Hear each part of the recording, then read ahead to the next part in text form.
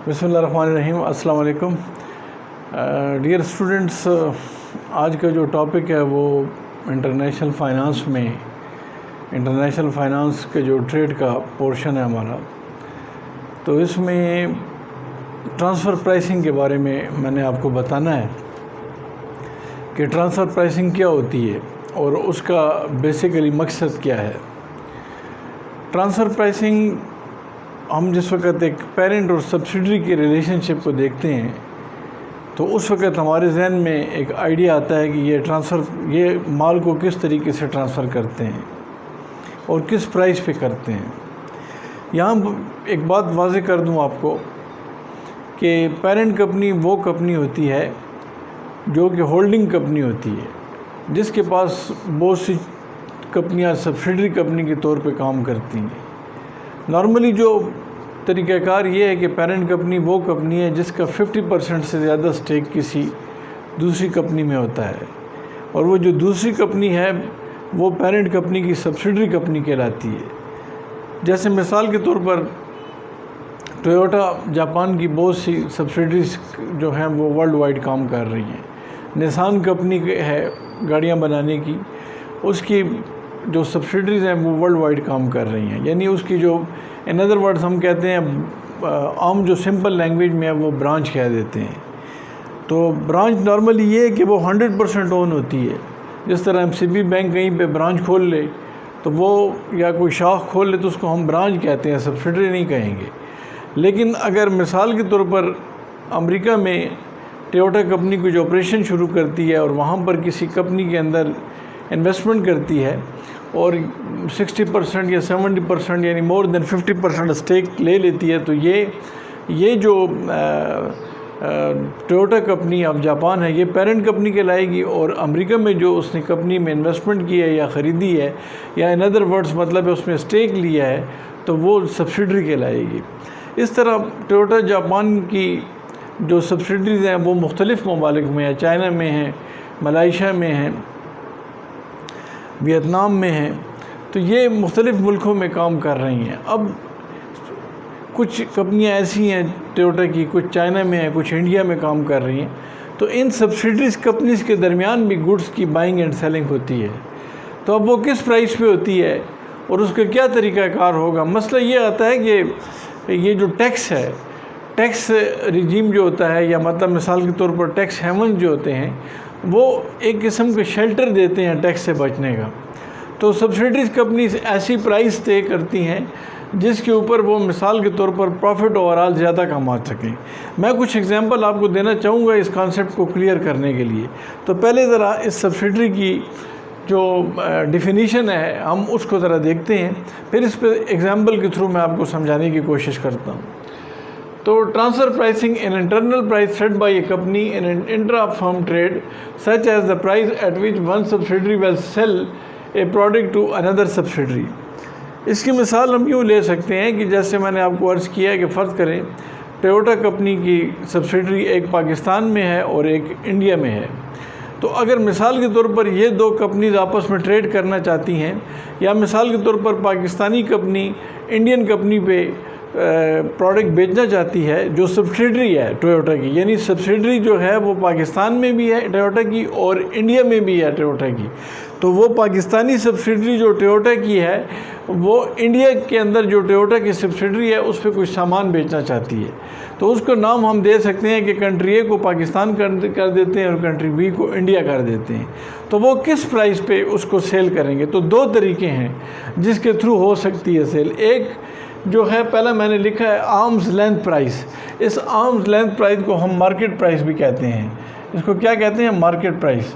मेरे कहने का मतलब है ये जो आम नॉर्मल जो ट्रेडिंग होती है वो तरीक़ाकार हो सकता है। और दूसरा जो है ट्रांसफ़र प्राइसिंग है, जिसके थ्रू मतलब है कि एक सब्सिडरी किसी पेरेंट कंपनी की दूसरी सब्सिडरी को जो उसी पेरेंट कंपनी की है उस पर सेल करती है प्रोडक्ट को। ज़रा इस एग्जांपल की तरफ आएँ तो आपको ये कॉन्सेप्ट बड़ी हद तक क्लियर हो जाएगा। ये कंट्री ए है, कंट्री ए मिसाल के तौर पे पाकिस्तान है। बिल्कुल आराम से इसको इजीली समझें। कंट्री ए पाकिस्तान है और कंट्री बी जो है वो इंडिया है।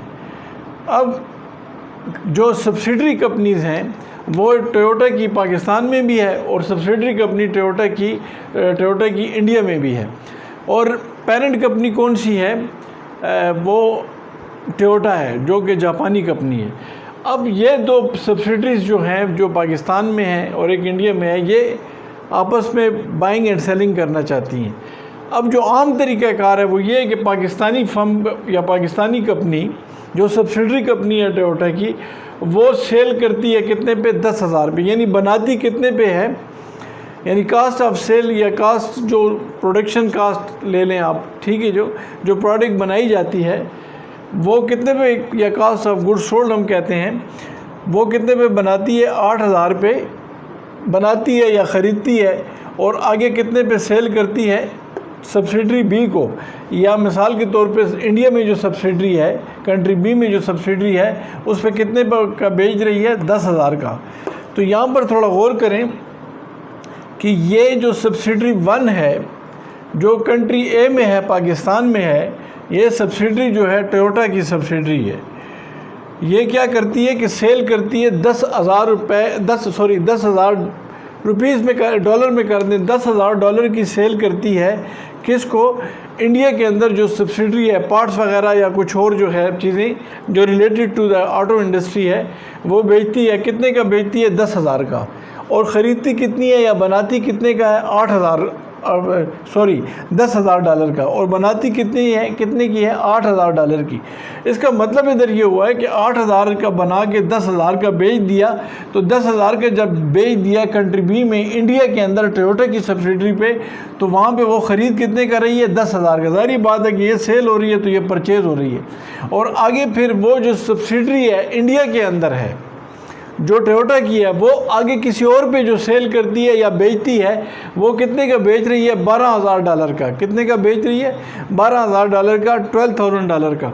तो यहाँ पर थोड़ा गौर कर लें कि सब्सिडरी जो पाकिस्तान में है उसका प्रॉफिट कितना बनता है? ऑपरेटिंग प्रॉफिट 10,000 में से, सेल प्राइस में से कास्ट ऑफ परचेज या कास्ट ऑफ गुड्स सोल्ड को निकालें तो वो कितनी बनती है? कास्ट ऑफ सेल या आप कास्ट ऑफ गुड्स सोल्ड निकालें तो कितना बनता है प्रॉफिट? $2,000 बनता है।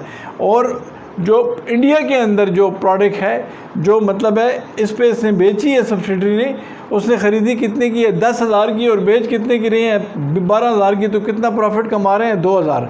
अब इसमें एक और बात जो अहम है वो ये है कि टैक्सेस क्या है। मिसाल के तौर पे हम फ़र्ज़ करते हैं कि पाकिस्तान में टैक्सेस जो हैं, फ़र्ज़ करें 40% है। जो कॉर्पोरेट टैक्स है जो इस पे लगता है वो कितना है? 40% है। यानी इस पे जो इनकम टैक्स जो लग रहा है वो कितना लग रहा है? 40% लग रहा है। तो 2,000 का 40% कितना बनता है? 800 का, और 800 रुपया बनता है। तो इंडिया के अंदर जो टैक्स है मिसाल के तौर पे वो 50% है। वो कितना है? 50% है। 50% 2,000 का कितना बनता है? 50% 2,000 का बनता है 1,000 रुपये या $1,000, ये $1,000 बनता है।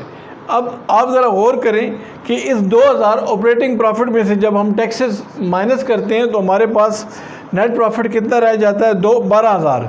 और हमारे पास नेट प्रॉफिट रह जाता है 1,200। और यहाँ पर जो पाकिस्तान में सब्सिडरी, इंडिया में जो सब्सिडरी है, वो जब ऑपरेटिंग प्रॉफिट में से टैक्सेस को माइनस करते हैं, चूँकि इधर टैक्स ज़्यादा है, तो टैक्स चूँकि रेट ज़्यादा है तो हमारे पास जो टैक्सेबल इनकम है उस पर जो टैक्स आ रहा है वो भी ज़्यादा आ रहा है, 1,000 आ रहा है। तो 2,000 में से 1,000 माइनस किया तो ये हमारे पास नेट प्रॉफिट कितना आ गया? $1,000 आ गया। इसका मतलब ये हुआ कि 1200 जमा 1,000 टोटल कितना ओवरऑल कंपनी ने कितना कमा लिया? पेरेंट कंपनी ने ओवरऑल अपनी इन दोनों कंपनियों से, अपनी दोनों सब्सिडरी कंपनियों से कितने कमा लिए? 1200 जमा 1,000 तो कितने कमा लिए? 2,200, यानी $2,200 जो है ओवरऑल कमा लिए। इसमें अभी ट्रांसफ़र प्राइसिंग नहीं है, लेकिन जब हम कहते हैं कि ट्रांसफ़र प्राइसिंग आ गई है तो ट्रांसफ़र प्राइसिंग की सूरत में क्या होता है? अब ज़रा गौर करें, हम यूँ आते हैं शहरों के थ्रू। सेल अगर फ़र्ज़ करें ये कंपनी कंट्री ए है, कंट्री ए का मतलब है ट्रांसफ़र प्राइसिंग का कॉन्सेप्ट है कि कंट्री ए जो है वो टोयोटा की सब्सिडरी कंट्री ए में यानी पाकिस्तान में, इधर लिख दें पाकिस्तान, ये पाकिस्तान में है और ये कंट्री बी में यानी इंडिया में है टोयोटा की सब्सिडरी। अब क्या सूरत हाल होती है कि यहाँ पर ये जो इंडिया के पाकिस्तान के अंदर जो सब्सिडरी है वो $12,000 की सेल करती है। कितने की करती है? $12,000 की। और इसने बनाया कितने का है? इसके जो कास्ट ऑफ सेल बनता है कितना बनता है? ये $8,000 बनता है। कितना बनता है? $8,000। यानी का $8,000 पे कास्ट आई है सेल की या मिसाल के तौर पर इस पर बनाया या परचेज़ किया या कास्ट ऑफ गुड सोल्ड है और बेचा कितने का है? $12,000 का। तो इसके जो ऑपरेटिंग प्रॉफिट है वो कितना बन गया है? इसके जो ऑपरेटिंग प्रॉफिट है ये कंट्री ए में यानी पाकिस्तान में सब्सिडरी के जो ऑपरेटिंग प्रॉफिट है टोयोटा की वो $4,000 है। इसके ऊपर जो टैक्स है वो टैक्स कितना बनता है? टैक्स जो है पाकिस्तान में फ़र्ज़ करें 40% है, तो 4,000 का 40% कितना हो गया? 4,000 का 40% 1600 हो गया। तो ये हमारे पास कितना आ गया टैक्स? इसका 1600 आ गया। अब जब 1600 टैक्स आ गया तो 4,000 ऑपरेटिंग प्रॉफिट में से टैक्स को माइनस किया तो हमारे पास कितने आ गए? 3,000। ये कितना आ गए हमारे पास?